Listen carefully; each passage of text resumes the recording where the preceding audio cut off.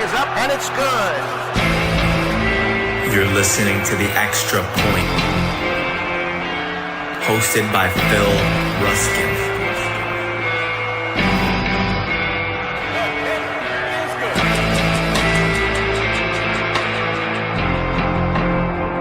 Welcome.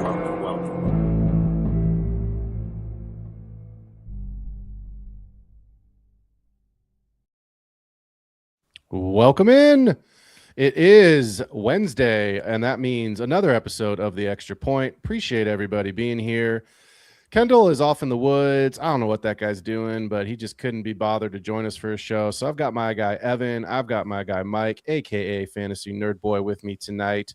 We are going to be going through kind of a continuation of the Dynasty startup draft videos that we've been making. Tonight we're going to go through rounds 10 plus. It is still the same format, 12 team, super flex, full PPR.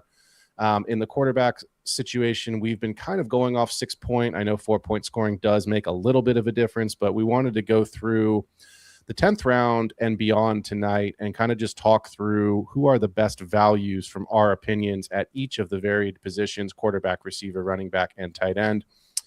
Keep in mind, we are not doing specific tight end premium, but guys, Evan, Mike, when you guys get to a player, if you have a stronger take because of a tight end premium, feel free to bring that up. But Mike, let's kick it to you, man. And I want to start with someone that you are looking at in the 10th round or beyond at the quarterback position that could be a value in a dynasty, either for this immediate season or potentially as a bench stash. Yeah, I mean, this is what's beautiful about Dynasty. You know, we see these quarterbacks that are extreme value and often get their second chances after that rookie contract. They just get moved. They get, you know, people just give up on them, especially with the system. You kind of expect immediate production nowadays. So you get that second breath, you know, you get that Sam Darnold, that Geno, you know, these guys that are coming out and really just, you know, right now, Sam Darnold obviously put up a top 5 fantasy season, and, you know, you could have got him off the waiver wire 2 years ago. So the fact that you can do that, I'm all in on a guy like Mac Jones right now. So Mac Jones is looking at right now ADP upwards, maybe the 10th round. I mean, it depends on how sharp your league is. Obviously, you know, most leagues that aren't going to dive in and go super flex heavy, Mac Jones could be had in the 15th round currently. I have him going in the 16th in my ADP next to Brissett, JJ McCarthy, that range right there. And, you know, I see guys like Deshaun Watson going over him right now, and Anthony Richardson. I think the fact that he's going to be a free agent next year and he got to learn in a Shanahan system. We saw him in, you know, albeit in a 3-game span, but that's essentially what we saw with Malik Willis. And now all of a sudden he's considered a first rounder in a lot of dynasty leagues right now. So the fact that you can move him for a first, a 27 first, I see him getting moved all the time where people are just quarterback needy. And you're getting a guy that essentially was free last year. That's what Mac Jones is this year. You know, he's going to be a free agent. He's going to have a market. I think that there's going to be a lot of teams knocking on the door. I think there was already a lot of teams knocking on the door this year trying to pluck him away from San Francisco. Excuse me. I mean, the fact that he's got another year behind Brock Purdy, who, you know, I'm not going to say he might miss time, but, you know, last couple of years, we see it day in and day out with the San Francisco 49ers. Unfortunately, call it like you want to call it. I don't know what you want to play it as, but it is what it is. These guys miss time, and Brock Purdy was banged up last year. We might see a couple games of Mac Jones. He might boost his value even more. So I think that that's an easy tap for me. And then also the rookie guys that might just slide in. I mean, I'm not going to say that Cade Klubnik is going to get a shot, but if Geno continues his trajectory of last year, that's a free shot at possibly a guy that starts a couple games this year, especially if the Jets are just, you know, punting. I mean, they built up that offense, but that defense is dog water. I don't know if they're going to be competitive in the AFC East this year. I doubt it. I highly doubt that they built that team up to be that. So I think there's going to be a situation where they're going to say, what do we have in this guy? You know, we see it every year where they're going to move off of somebody. And I think that Geno might be one of the guys that is on a 1-year contract. You might just see a Klubnik, you know, maybe end of the season 3-4 games just to see what it is. But that could be a starter for you in a shallow quarterback league. A lot of leagues that, you're plucking 4 or 5 guys in a startup where there's nobody else out there. Agreed. Yeah, I love it. I'm going to switch to Evan here in just a second to let him give us a quarterback. But really quickly, Mike, give me a sneaky team because I'm a Niners fan. So I hear all the noise. Kyle Shanahan wants an egregious asking price for Mac Jones. Let's just, for the sake of this conversation, say that he agrees to let Mac Jones go. We don't need to talk about the compensation. Give me a sneaky landing spot for Mac Jones next year as a potential starter or a place where you see at least a path to playing time. I mean, that's the thing, if Jets become somewhat competitive, they might be missing out on the possibility of taking a guy like, if whoever's going to be coming out, obviously there's a deeper class next year, but I still probably only see 3 to 4 guys that will be viable quarterbacks. So realistically, if they miss their shot, I think the Jets is, you like that spot. You got Omar Cooper. Obviously, Garrett Wilson is still there. He's pretty familiar in the system over there as well. And we're talking about Sadiq. There's just weapons everywhere on that offense. I think any quarterback that lands in that spot after a year of these guys playing, I think is in, ideally one of the best situations offensively, whether the actual system in place would help him thrive. But, it's like one of those situations where you have all the weapons that for any quarterback to come in. And I think that's what you would like. You'd like Mac Jones to come into an established offense that has 3 or 4 options. I don't want to see Mac Jones jump over to, like what Malik Willis sees this year. I don't think he would, see good value or thrive in that situation. He doesn't have legs. He doesn't have the ability to kind of create on his own. He needs that good offensive system in place. But you know what? I mean, I wish I would have said the Rams had they not taken Ty Simpson. That would have been perfect. I really was hoping they would trade for him and have him sit behind Stafford for a year. I think that would have been the best situation possible. It's like there's so many spots that could open up, the Cardinals, all these teams that I don't know what they're going to do. They don't have a long-term plan at the quarterback position, but you have to kind of look at these teams and say, are they going to be okay? Like good enough to miss their boat? You don't want to they're not going to be like punting the season and missing the quarter, like the wins on purpose. But at the same time, rosters that like the Jets and the Cardinals that are bad, but like there's going to sneak out some wins, right? And they could sneak out some wins to the point where they don't get that lottery pick in 2027. Well, shout out to my guy, Mike LaFleur. We went to college together, and I hope that for his sake, he has a terrible season so that he can get the quarterback that he really, really wants in the draft. And obviously, anybody in the NFC West that's going to not beat the Niners is going to be better by me. So, Evan, let's keep it at the quarterback position. Give us a player that, maybe you're targeting, or if you're not targeting, that's fine, but somebody that you do believe is going to be a value here late on in the 10th plus round.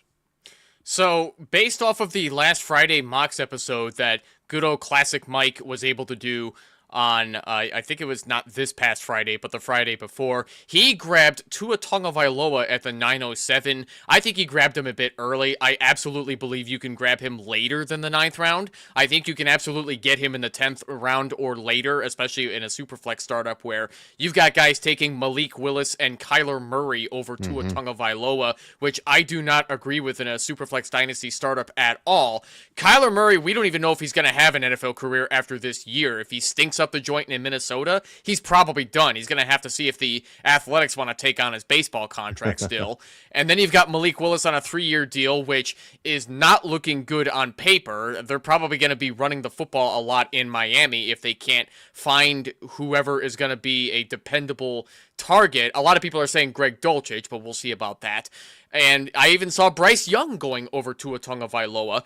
The reason I'm higher on him this late is because I think he's definitely beating out Michael Penix. I did not like what I saw with Michael Penix out there. Even for an older quarterback at 24 when he entered the NFL, you have to be NFL ready at that age, just like Tyler Shuck was at age 26. And Penix, I mean, yes, he did have the knee injury, but even when he was healthy, he did not look that good with the good weapons that the Atlanta Falcons have with Drake May and Kyle Pitts.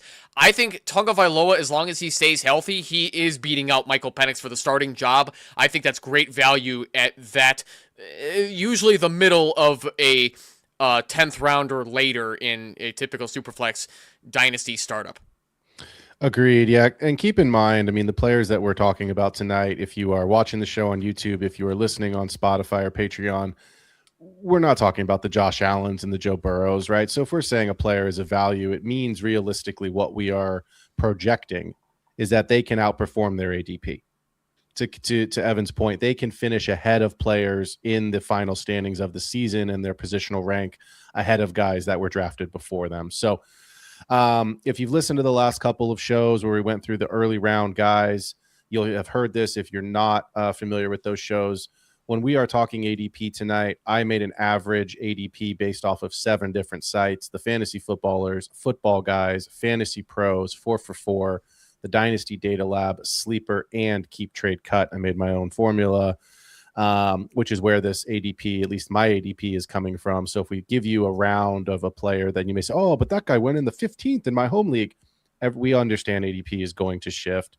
And obviously it will also shift, not by league, but it will also shift by time of the year that you are drafting in as players start to rise and fall. Case in point, you could get Devonta Smith in the 6th round. He's already in the 4th round. And once the AJ Brown trade happens, wherever AJ Brown goes, Devonta Smith probably goes at the back of the 3rd. So I'm going to talk about a quarterback here that I think is interesting, and he's in the 21st round. And I think he's possibly the starting quarterback next season. So he is a bench stash for you. He will not play this year, barring injury, but it's Will Howard. McCarthy likes him.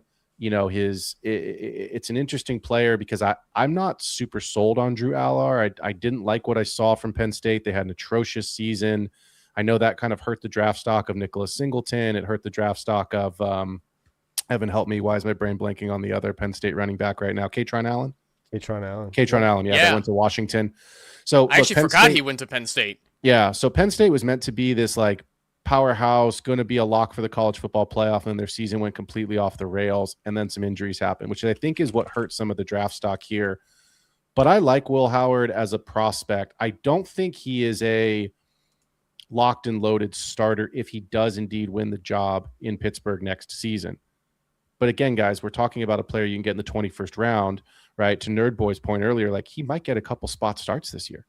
If it's week 13 and Aaron Rodgers isn't available, which is a possibility, and you need a win to get into the fantasy playoffs 2 weeks later, that could be a guy that helps you to do it. And you only need 12, maybe 17 points. You're talking 250 yards, a touchdown, maybe 2 touchdowns that week, get some ceiling from the other guys on your team. That could put you over the top.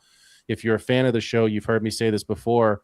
I won a Superflex championship 3 weeks ago, or 3 weeks ago, 3 years ago with Jarrett Stidham as my starting quarterback because they decided to bench Russell Wilson. So it can be done. I had extreme ceiling in other places.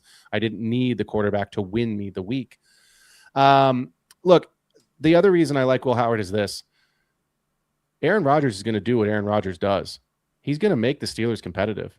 I don't know if they're going to make the playoffs, but they're not going to be picking in the first 15 picks next year. They're certainly not going to be picking in the top 5. And that's where we expect the Dante Moores and the Arch Mannings, and whoever the other risers are going to be, right? There's a lot of quarterbacks in this 27 class that we like. Julian Sayin is probably coming out from Ohio State. I think it'd be hilarious if Dante Moore ended up getting drafted by the Jets because he literally went back to college this year so that he didn't have to play for the Jets. Although they have added some pieces, so it's a little more attractive of a package. But I think if you're looking for your QB3, I think if you're looking for your, taxi squad quarterback, Will Howard is a phenomenal, I guess he's a year 2 player, so he probably wouldn't qualify for your taxi squad if your league only allows year 1 players. But I'll say this, because NerdBoi, I asked you this earlier, give me a sneaky landing spot. I think the Steelers could be a sneaky landing spot for Mac Jones. Because they're not going to be picking in that top 5 where all the good quarterbacks are expected to go. And they're probably not picking in the top half of the draft. We got Jamie Pirog in the chat here saying Steelers will make the playoffs and lose in the first round. Yeah, if they even make the playoffs. Absolutely, that's what's going to happen, which means they're picking at 24 to 32. and that's not where you're going to get a quarterback. So if the Mac Jones trade or some other free agent to Pittsburgh doesn't materialize, and it's Will Howard and Drew Allar next year, I think you might have a quarterback that could give you, some flex appeal in a super flex league as your QB2 or certainly as your QB3. And in the 21st round, he's costing you nothing. So go grab yourself some Will Howard. Let's switch gears. Let's talk about my favorite position in all of fantasy, of course, the wide receiver position. Nerdboy, I'm going to throw it back to you. Give us a player that is attractive, 10th plus round at the wide receiver position. Yeah, I mean, this is a varied spot right here, but I think that if you're going to get this guy 9th, 10th round, it's an easy money pick, as I refer to, and that's Terry McLaurin. I think Terry McLaurin has slid in a lot of dynasty startups right now. I'm seeing him in the back end. Obviously, age is a factor there, and then the injury year last year. I mean, that whole team was just dismantled. We're talking about the offensive line, Jaden Daniels, Terry McLaurin, everybody. It was just kind of a dead year, and that's kind of how they treated that. And I think that created a lot of value. I think that a value system in general, when we're talking about even Jaden Daniels, he's kind of looked after I saw somebody trade, Drake May for Jaden Daniels in 2 firsts. And I was like, that seems a little wild right now, right? I mean, I think we're undervaluing Jaden Daniels just because of, I think, the injury prone bug that people are kind of putting on him. The fact that he did get a couple back-to-back injuries there and was unavailable for most of last year. And I think that's only making Terry McLaurin a big-time value. He was wide receiver 7 in 24, excuse me. So, the year before, when he was a rookie, Jaden Daniels came in. I mean, Terry McLaurin had his best year as a pro, and it was like, we got to wait till he gets a quarterback. That's really what Terry McLaurin has been his entire career. He's been in that DJ Moore mold where he's way better than what you're seeing right now, and you're going to actually see it. And we did finally see it. The age isn't going to scare me right there. And I think that you can also put somebody like, I'm talking about in this range where Terry McLaurin's coming in the 10th round, in the 11th, 12th round.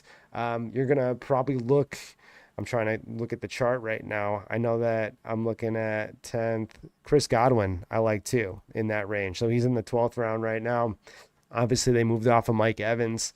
These are older guys. I'm not going to suggest you jump up and take these guys earlier than ADP, but if they do slide to you in the 10th, 11th round, I think they're easy taps. Chris Godwin is definitely going to be, if healthy, a PPR machine on that team.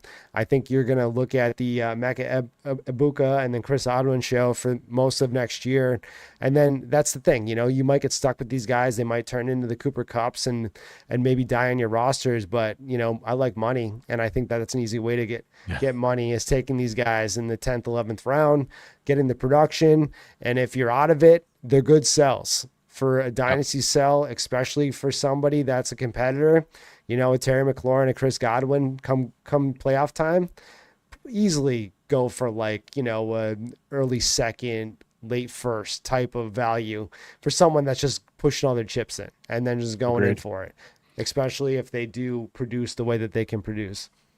Yeah, and speaking of trades, we got Jamie Pirog in the chat here saying, I just traded away Terry McLaurin, who we were just talking about, Cortland Sutton, and his late 27 first for Jeremiah Love. I think that's a smash trade. We love that. You've got head nods and thumbs up from all three of us here. If you're new to the show, I say this almost every week. We play Dynasty in a 2 to 3 year window. And that's the reality of it, is you're going to trade players, even if your team's young. Right now, if you've got a Bijan Robinson, if you've got a Drake May, and that's the centerpiece of your offense with the youth, and you want to keep them, fine, sure, no problem. But the vast majority of players are probably only going to be on your roster for 2 to 3, maybe 4 years. You're either going to trade them for value, or you're going to, move on, and that's just what's going to happen. So to get a Jeremiah Love for a Terry McLaurin, a 30-year-old Cortland Sutton, and a late 27 first, again, it's a projection, but your roster, I think that's a smash trade. Evan, let's kick it to you, and let's talk about a wide receiver here, if I'm reading the show sheet right, in the 12th round that you like. Kick us off. Well, before I do that, I just want to compliment Mike for the Terry McLaurin pick, and I am legit angry at how undervalued Terry McLaurin is just because he turned 30 by Dynasty people. I have seen Omar Cooper, Wan'Dale Robinson, Ricky Pearsall, Jordan Addison, 4 of those guys going over Terry McLaurin, which I think is absolute insanity.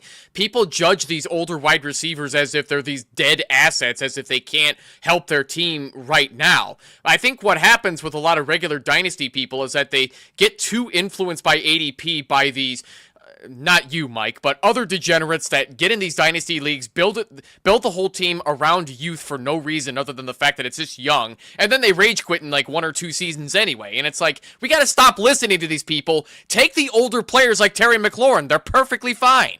So before I go too deep in that rabbit hole, I'll say 12th round, Jacoby Myers is another really big underrated piece that I think is a solid wide receiver 2 for your lineups that you should be able to get in the 12th round of a dynasty startup. Best set of hands in Jacksonville.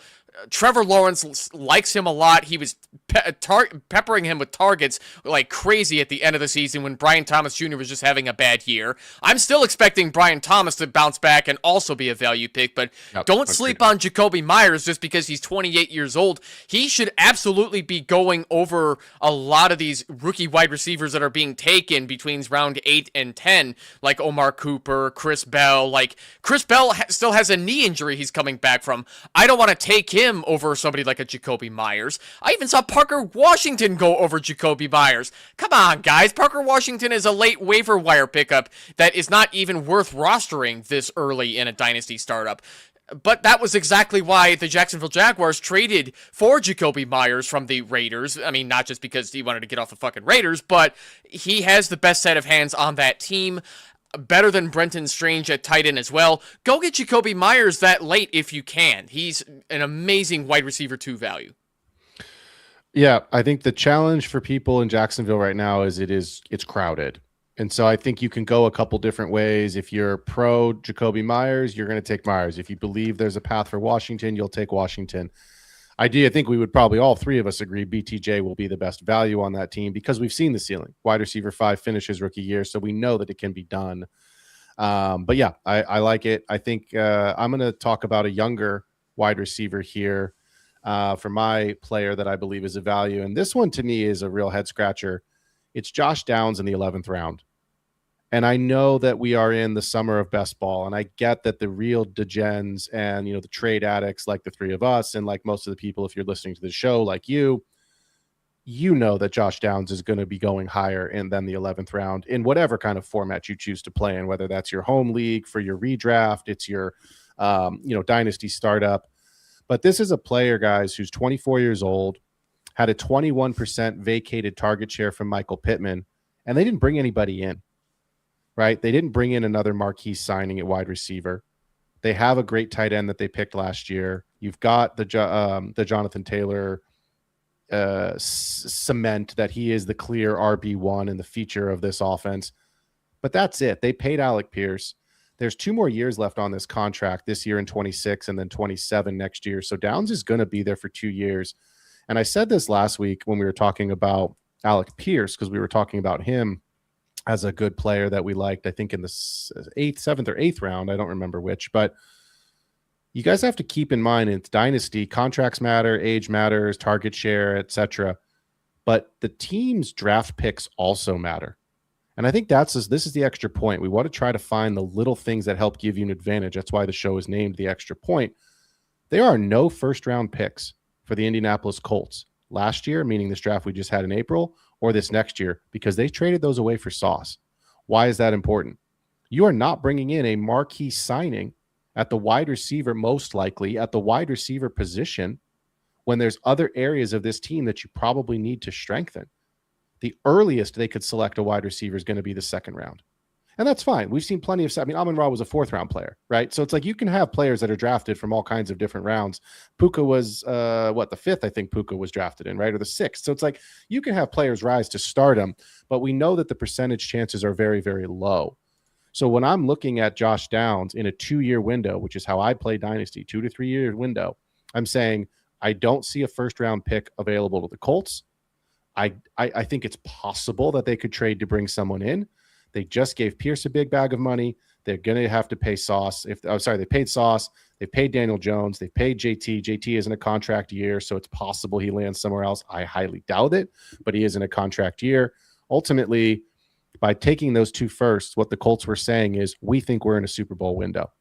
We know how the season ended, but it doesn't matter. Those firsts are gone. So give me Josh Downs in the 11th. I expect his ADP to have a full 2, if not 3 rounds of rising value later this summer and especially later this fall. And that assumes that there's no injury news. That assumes everyone is healthy. I still expect that rise of 2 to 3 rounds. If Pierce takes longer to come back off this cleanup surgery, you could see Josh Downs going in the 7th, realistically. And I think if you get him in the 11th, guys, screaming value, he's got a real shot to be in the top 24 this year. I think his floor is probably wide receiver 36 to 40. You're getting a wide receiver 3 on your team that is someone who is scoring for you or in your flex spot on a weekly basis in the 11th round. Sign me up. Let's talk about some running backs. And Nerd Boy, we'll kick it to you. Give me a running back 10th or later that you have on your board, sir. Yeah, man, I love me some Josh Downs, by the way. I think that that's actually something I was going to talk about until I saw the show sheet and saw that you were talking about Josh Downs, so I had to pivot. Got to get in there early, man. He wants you got to get in there early. Yeah, that's a good call out for sure. I think he is a big-time value. For running back right now, I think I'm going to take a shot in Jacksonville and go Chris Rodriguez, just because, there's some writing on the wall there. I don't think that there's a telltale sign of which guy they're going to go for, and I think it's going to be very messy over there to start. But I think that Chris Rodriguez, he got taken in free agency pretty early, man.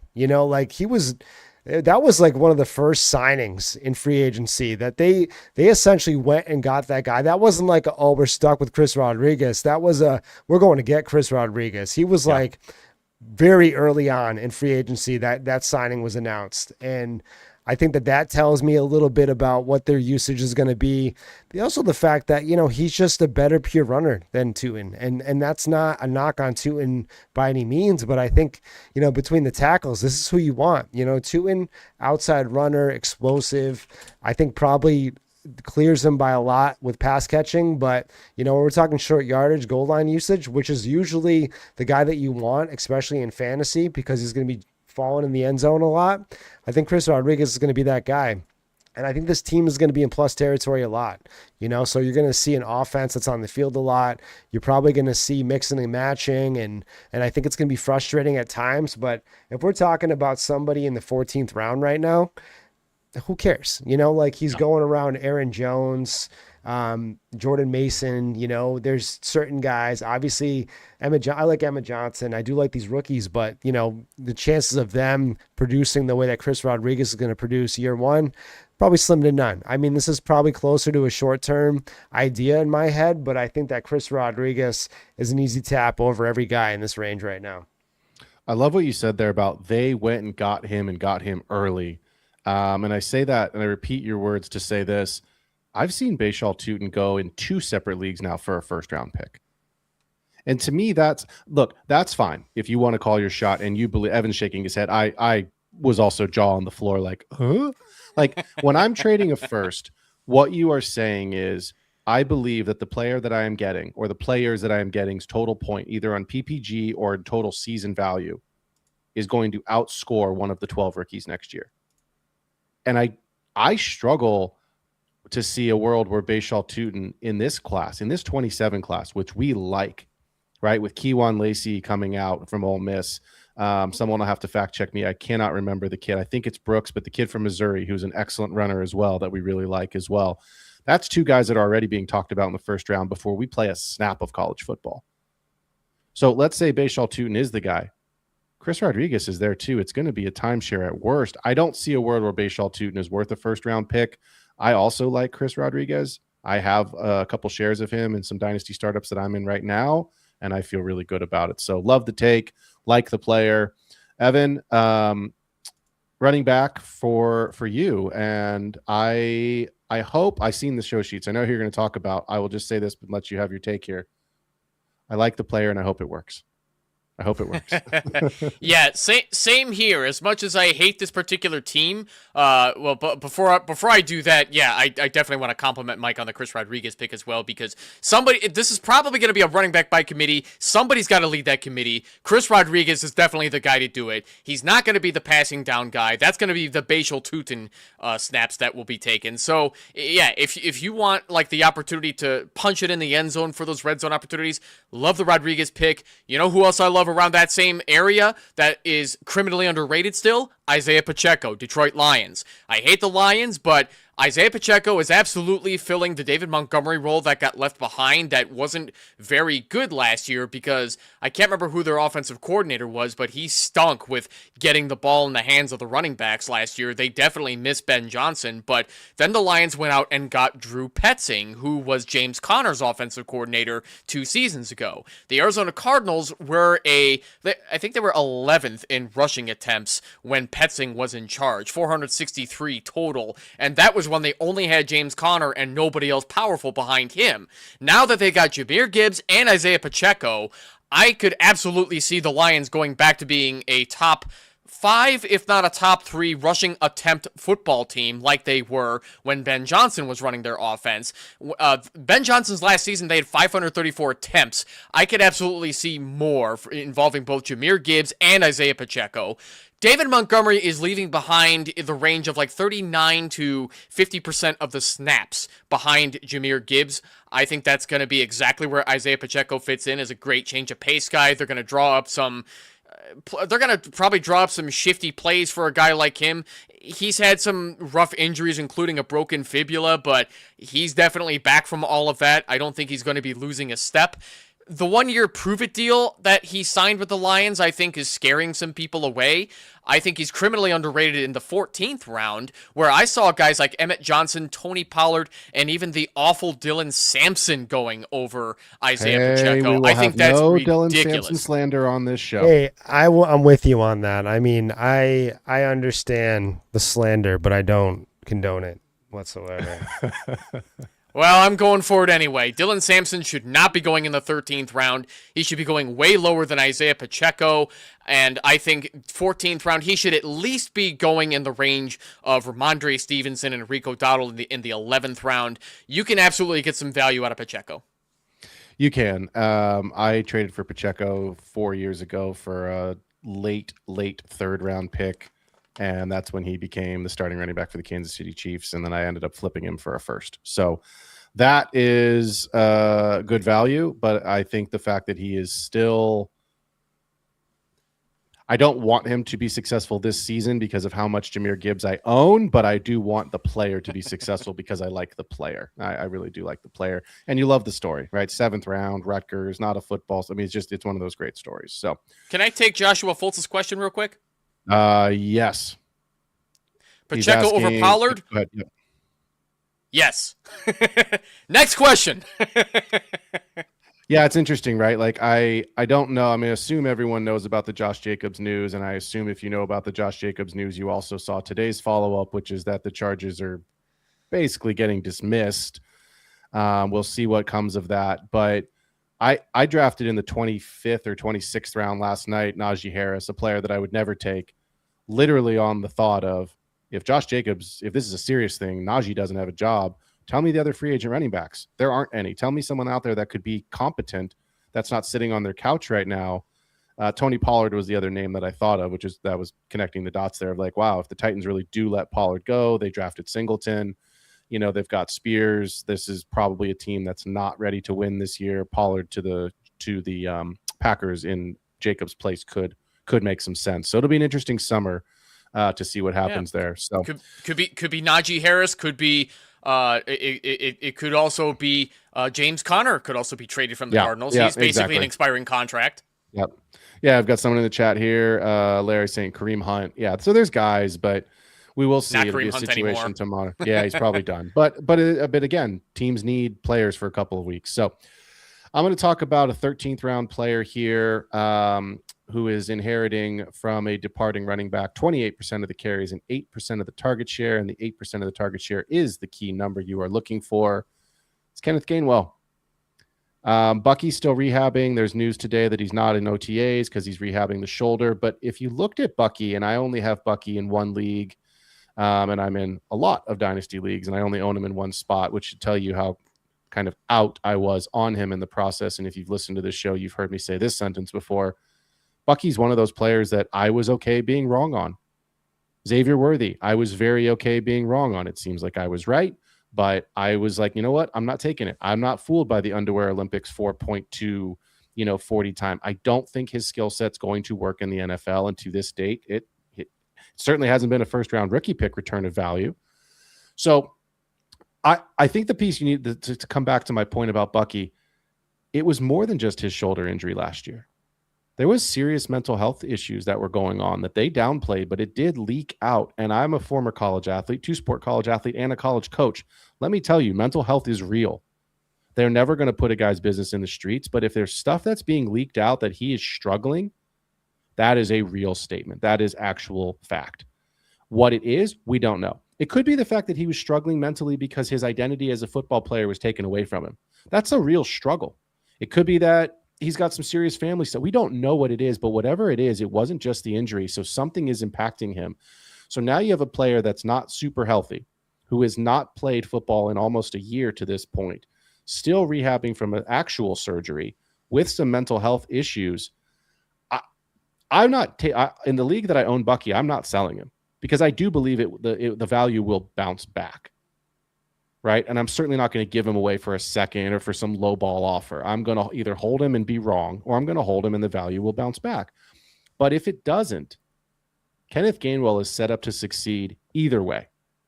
Baker checks it down at one of the highest percentages in the entire league. Kenneth Gainwell was the Pittsburgh Steelers' leading receiver, which should tell you how bad the Steelers were last year, especially in the receiving room. But my point in saying that he was the leading receiver was this man can catch the ball. And that's what we're looking for in PPR leagues. And even in half PPR leagues is the running back position that is going to be able to add a couple of 100 yards throughout the season and maybe 20 to 30 catches, receptions. That's going to boost you a couple of extra PPG, maybe 1 to 1.5 PPG on average. That can be the difference between winning and losing a week, right? That can be the difference between getting yourself into a playoff position or not. And I think Kenneth Gainwell represents a really good opportunity to, number one, be a timeshare committee running back with Bucky at worst in a valuable pass catching role. And at best, the upside is there in an offense that we like.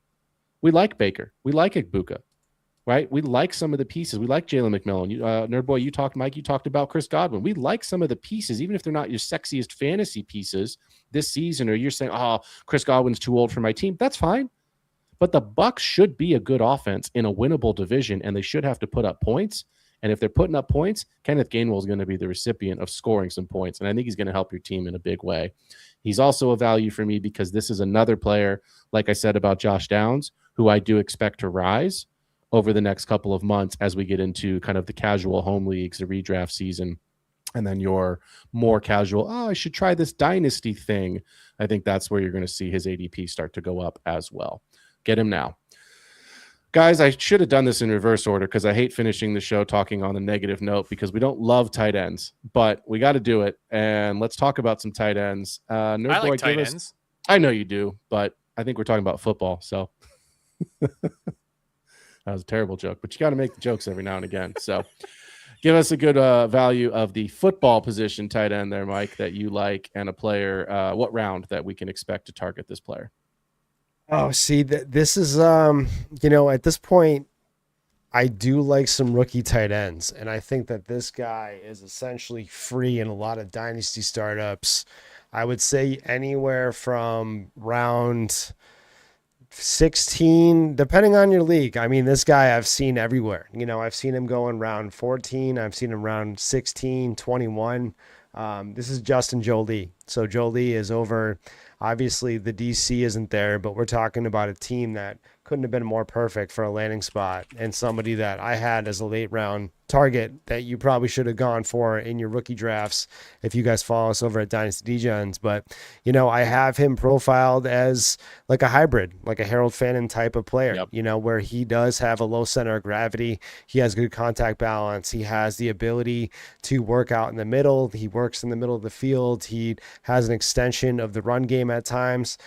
Jolie is definitely somebody that breeds dynasty value, that has that ability, just like Harold Fannin, where he can be kind of that safety blanket for Bo Nix. Evan Ingram is 32 years old. He seems cooked. Honestly, there's nobody behind him. They didn't have a tight end last year that was operating by any means that was like a viable NFL starting tight end. It was very ugly for them. They just struggled for weapons. They didn't have anybody. I know they brought Waddle over there, but like at the same time, I think that Waddle doesn't have the depth of target that Bo Nix needs all the time. I think that you need somebody kind of in that low short yardage point of the field where he can, I'm not going to say he's jumping in the Joker. I think that everyone's waiting for that role to play out. But I do think that he's going to likely have a role over Ingram at some point this year. Agreed. And I think that there's no way that you can't walk away from a dynasty startup with this guy just because if you think he's going to go in the 15th, take him in the 14th. I don't mind reaching on a tight end that could absolutely be a pivotal part of this offense, and he's free. I think that if you need a late round tight end, I'm not saying draft him as your tight end one on your team, but if you're looking for a third tight end on your team, like if you're in that range of, hey, like I can throw this guy in the taxi squad and really, see how this plays out. I think that's the move right here because we see late round tight ends all the time in every class rise up. We saw Gadsden last year. We saw Fannin. We see these guys every year that are absolute steals, and now Fannin's in the 5th round, 6th round of startups. Gadsden sliding a little bit because of Njoku, but still, 9th round when you got him off the waiver wire in some leagues, at this point. I love it. I love the take on it. I love that you said taxi squad because that is exactly where he is on my rosters. And the key to tight ends, guys, we all know this, they take time. There was a lot of hype around Trey McBride coming out, and then the hype died down, and then people kind of forgot about him. And it was like, don't go away from this kid. This kid's going to be good. I'll just share this really quickly. I tried trading Trey. Hopefully you guys laugh at this. I'm laughing at the chat right now. I'm looking at Mr. Bakes losing it over here. He is. He's on full tilt over here. So he is tilting like crazy. I had a little bit of fear around Trey McBride, and I was like, you know what? Maybe I should just get out. At that time, I don't remember who I had as my starter. I might have had Tucker Kraft or somebody. I don't know, somebody decent, right? And I tried trading everyone in my league, Trey McBride, for a third. Not one bite at the apple. I just got an offer the other day for 2 firsts, and I said, no, thank you. I will be keeping Mr. McBride. You had a chance to get him for a third, even though 2 firsts is a fair price. If it's a different position, sure, but you can't replace that kind of production at the tight end position, even if he doesn't repeat and lap the field again, even if he has a tight end 2, 3, 4 season, you can't replace that. So, Evan, let's talk about a tight end that you like and what round that you can get this player in.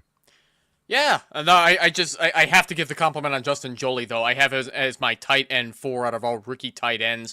I think he's got some serious value if Sean Payton can use him right.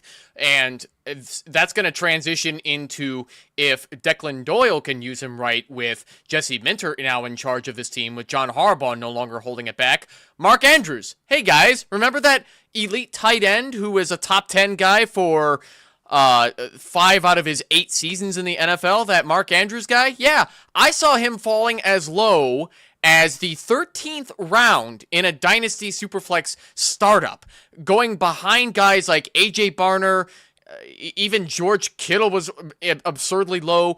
Dalton Kincaid, Eli Stowers I even saw going above Mark Andrews at this point, which I'm not ready to believe that much in him yet. But he's fallen so low because a lot of people don't believe in the tight end position because it's difficult to get 10 tight ends in a season that average 10 fantasy points per game or more. Declan Doyle is coming underneath Ben Johnson's tutelage, and if he's going to take away anything from a Ben Johnson offense, is that there are going to be plenty of targets going around for the tight end, and that's great for Mark Andrews. And there's no more Isaiah Likely to take away some possible red zone targets with how athletic he is. Likely followed John Harbaugh over to the New York Football Giants, which I'm sure Classic Mike in the comments is going to absolutely love.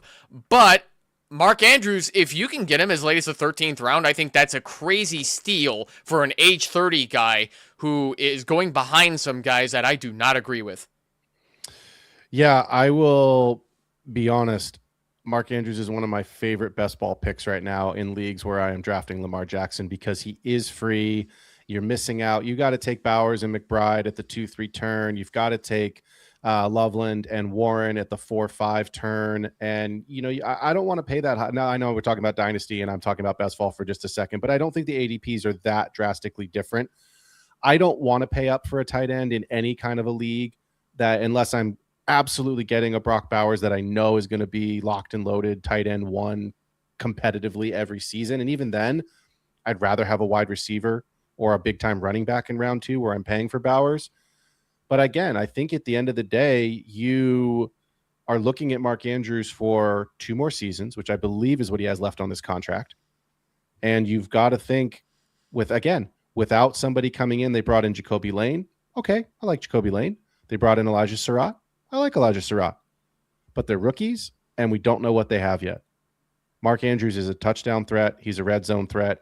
You've really only got Zay Flowers. They haven't really changed and evolved that offense. So yeah, he's old. People don't like that. Yes, he dropped a 2-point conversion that would have probably got the Ravens to the Super Bowl. That's shitty feeling.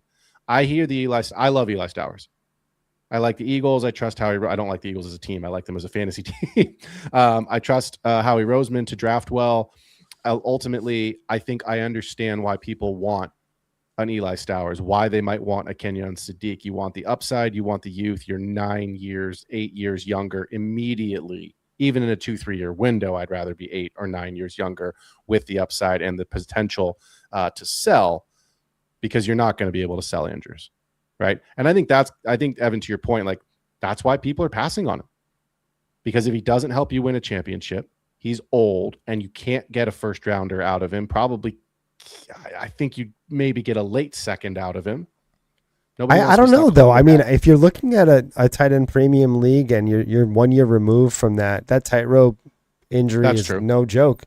And also you're talking about somebody that was in a car accident. There's just like variables that people are kind of overlooking. I think that there is still a lot of health concerns with Andrews and being a diabetic. There's all these things that you can latch on to his value, but at the same time, I don't think he's cooked by any means when it comes to his production or his ability to produce.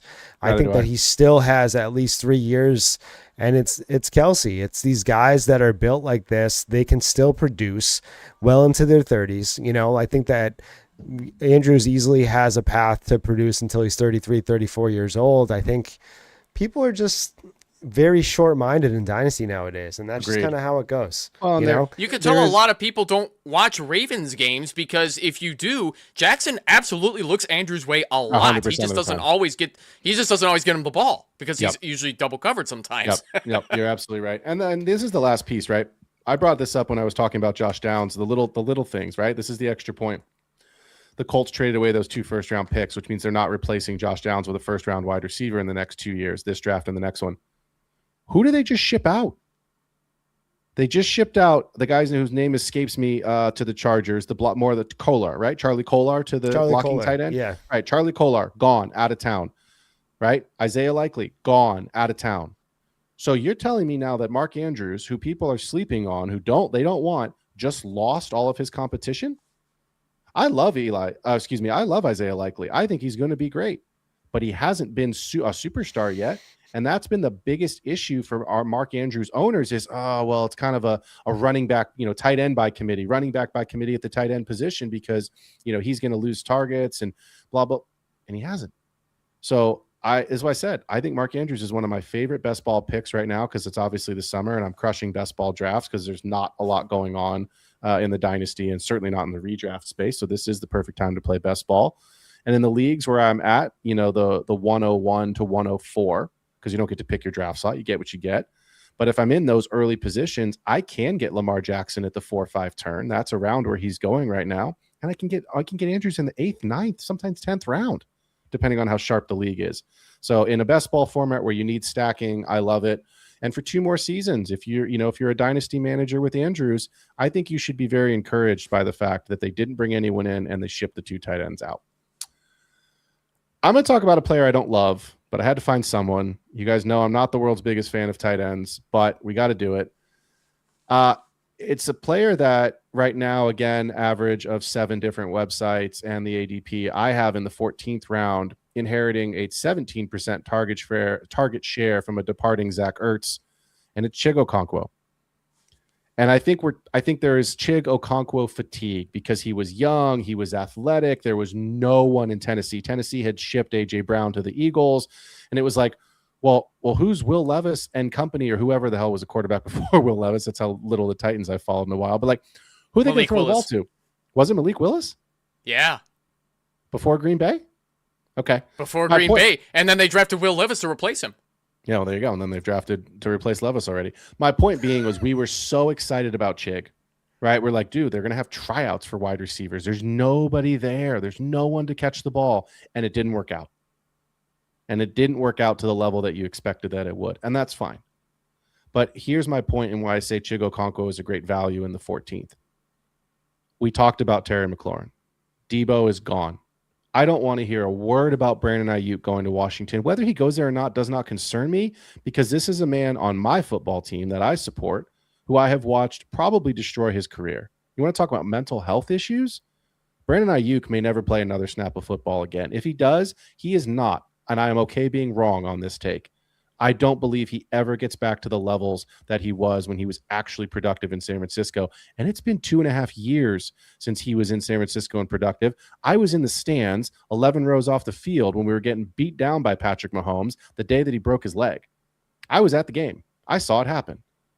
There's not a world where he comes to the Washington Commanders and is just all of a sudden reinvented as this player who's going to start siphoning targets and be a massive part of this offense. We have no idea what Antonio Williams is yet. I like Antonio Williams. I've drafted him in the 2nd round all over my rookie drafts, and I'm excited about the possibility that he could carve out a role for himself. But it wouldn't be the first time every single person listening to this podcast, participating in this podcast, has drafted a rookie and they have busted, because that happens. So I believe with Jaden Daniels taking the step forward as a passer, with a running back by committee, with Rachaad White, who can catch the ball, with Bill and company. Sure, Terry's the established one, but who's the 2? We don't know right now. And I think Chig sets up a nice red zone target. Even though Jaden runs, I still think he's a nice red zone target. I like that 17% target share. Ultimately, what I'm looking at is, can you give me 5 to 7 points a week as a tight end 2, maybe a tight end 3, for when I've got bye weeks, for when I've got injuries, but a guy that hopefully on the week that I've got to start him finds the end zone and gives me 40 yards on top. There's my 10 points, and I'm a super happy camper at that point. I will mention quite quickly as my honorable mention, Eli Raridan. I like the possibility of him becoming the next tight end in New England. Hunter Henry's there. He's going to be there this season. I don't expect him to go anywhere barring injury. But we love Drake May, and he's super young. AJ Brown may or may not become a Patriot. I don't think any of us really know at this point. I think what we are more sure is that AJ Brown probably will not be an Eagle, but he could be in Jacksonville. He could be in the Patriots. Evan, you've heard me say this. I've said this to Kendall a couple weeks in a row. Sneaky landing spot for AJ Brown, the Miami Dolphins, because they got nobody. So I think Eli Raridan is an interesting player to keep an eye on in New England, similar to what we talked about with Justin Jolie. Throw him on your taxi squad. He costs you nothing. If he sucks, you end up cutting him, and it's nothing you're ever going to regret. And if he turns out in 2 or 3 years to be the next Hunter Henry in New England, you're going to be pretty happy with that as a plug-and-play tight end 2. In a tight end premium league, you could even put him in as your tight end in a tight end premium and feel good about that as well. Guys, anybody else that we didn't talk about that you feel like the people need to hear about, or anyone that you're like, you know what, as I was kind of listening or talking through, looking at your own rankings that you missed that you think is worth a quick honorable mention? Not It does get necessarily. rough after 16. It gets rough. There's still a lot of rookie I'm not going to say that these guys are going to be values. It's hard to say, but there's going to be guys from this rookie class in dynasty startups that are steals.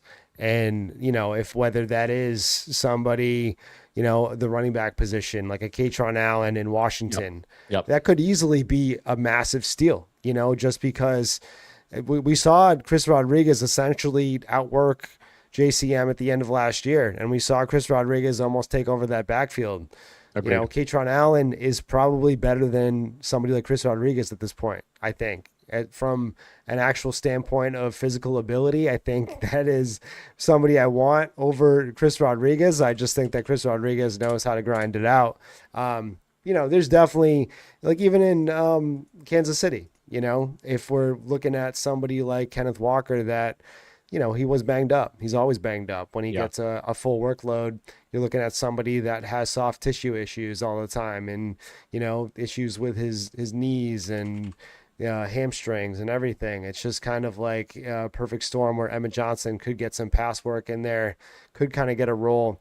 I'm not saying he possibly can because, we know how Kansas City and their coach kind of puts rookies in jail for their first year, but there's just good time value, especially with the rookies. I think that you're always going to want to tap a couple of these guys late in your rookie draft, in your dynasty drafts. Agreed. Yeah, I think I only have one league, and I'm actually a co-manager. I'll be honest. I was a fan. Someone who was a fan of the show reached out to me and asked if I would help co-manage his team.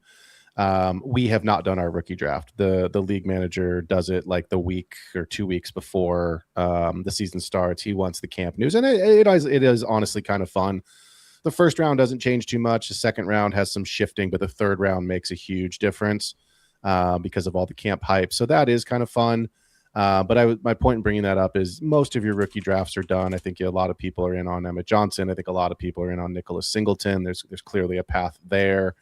I don't think anybody is going to be surprised if either of those players become something or if they don't, right? It's still rookies and the draft capital is it pained my soul taking a fourth and fifth round draft capital running backs in the second round this year. And so I have a lot of Chris Bell and a lot of Antonio Williams on my rosters because I didn't want to take the running backs, knowing that there's some really good ones coming up next year. So guys, we're going to wrap the show here. Oh, go ahead, Evan. Sorry.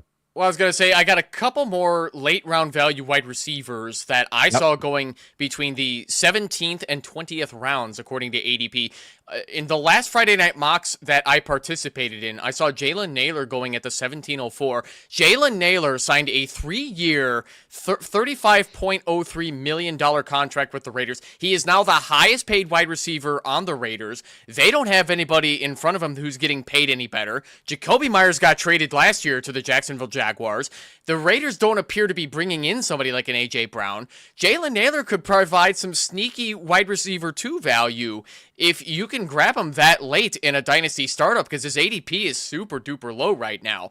And he hasn't produced a lot when he was with the Minnesota Vikings, but the money that they paid him shows that they're ready to take him seriously. Agreed. When he does play for the Vikings, I mean, despite their quarterback troubles, he was getting anywhere between 4 and 6 targets in a game, which I could absolutely see going up from probably Kirk Cousins to start the season off before they throw Fernando Mendoza into the fire. So that's my first one. The second one that I've got is Dontavian Wicks. I grabbed him in the 20th round, the last round. The Eagles extended him by 1 season after the Packers traded him to the Eagles. He has an additional $12.5 million owed to him in 2027, which comes with a $6.68 million dead cap. This is a wide receiver that they think can prove it to the Eagles coaching staff that he's got a lot to offer once they get rid of A.J. Brown. And I could absolutely see Dontavian Wicks becoming the wide receiver 2 in that offense behind Devontae Smith once A.J. Brown is gone. Wherever A.J. Brown goes, I don't really care in this conversation, but Dontavian Wicks could provide some sneaky wide receiver 2 value as well. Yeah, don't let Kendall hear you say that he's going to beat Mekhi Lemon out for that job because he'll kill you. But yeah, I'm with you. So really want to thank Mike, Nerd Boy, for being here. I'm going to give you center screen here for just a second if I can figure this out. And I would love for you to just tell the people, that's me. Would love to be able to tell the people where they can find you. There you go. Thank you, Evan. Production quality needs to go up there for Mr. Phil. But yes, please tell the folks where they can find you for more Dynasty content.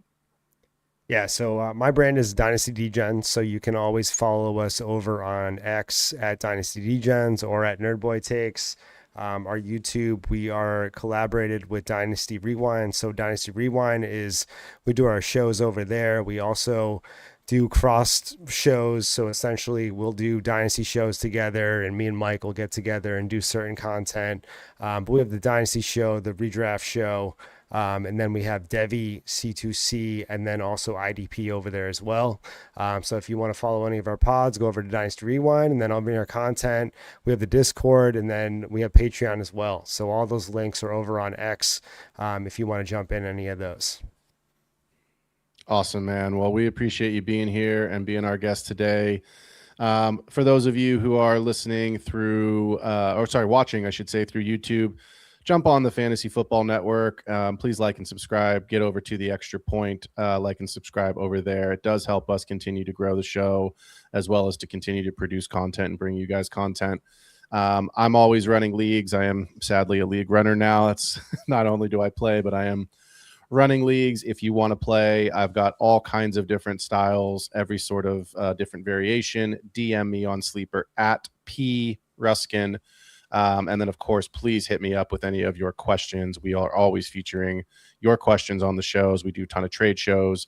Anything that is really happening in your league. In fact, we will show them on the show because we love to show the people this is actually happening. It's not stuff that we came up with on our own or some hypothetical, well, what if I trade you this for that? No, this is a real trade that someone has submitted to us from another manager in their league that they are considering making.